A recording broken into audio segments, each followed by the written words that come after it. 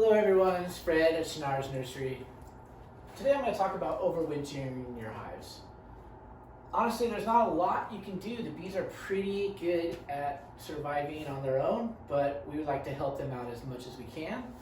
So there's a couple things you can do. The first thing you're going to do is you're going to take out your feeders. So you're not going to be feeding sugar or syrup during the winter. Now remember, this beginning of October to November, the weather starts to change, it starts to get wet, and the wet cold is a little bit harder on the bees. So we're not going to feed liquid sugar. So we're going to take this tray out. And if you happen to use one of these inboard feeders like this, you can take this out. I leave them in, so you can leave them in. If you have a hive that died or a frame of honey from the summer that you didn't harvest, you could put that frame of honey in place of this. That'll be good feed for the bees. But we're not going to be using this in the winter. It can stay or come out. It's up to you. This Vivaldi board, though, we will use. This is a good tool for feeding and for overwintering. So we can use this area up here to put some kind of insulation.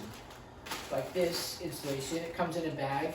You want to leave it in this bag or else the bees will chew the insulation up and pull it out. So this stays in the bag. You could use burlap or a beach towel or something to help insulate.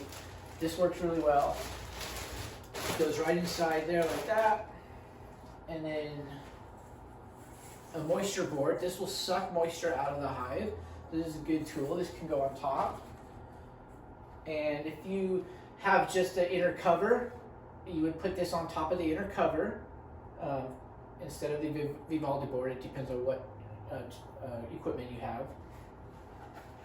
There's a good lid to stop moisture, so I always recommend these telescoping lids. It goes over the top.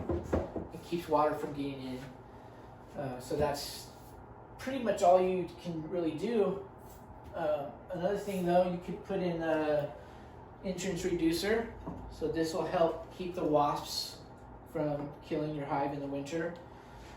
You could also put in the mite board. If you have a screened bottom like this, sometimes there's too much airflow. If your hive's on a stand or something, there's too much airflow. So you can stick this in and that'll close that big gap and help to keep the bees a little bit warmer. Also, this is good to help catch granulated sugar.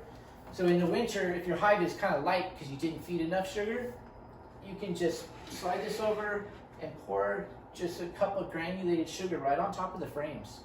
A lot of that sugar, though, will fall through, so you want your mite board in there if you do that. But granulated sugar will help the bees. It'll keep them from starving in the winter. Hopefully you fed enough pollen and sugar during the summer and spring, but if you didn't, granulated sugar is pretty much your go-to feed for the winter. And that's just going to go right on the top back of the hive, right on the top of the frames. You could also put a board on the top to help keep more rain off the hive. You need to put a rock or something to keep it on there.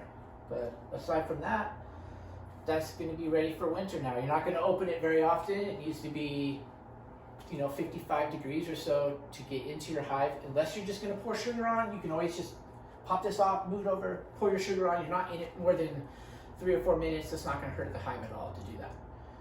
Remember, this is like October, November when we're overwintering, so it's going to be a lot colder, and you're not going to want to get into your hive a lot, or at all, really. But if they're hungry, you're going to want to feed them dry granulated sugar right on the frames. And that will pretty much set the bees for winter. Thanks for watching, and I'll see you next time.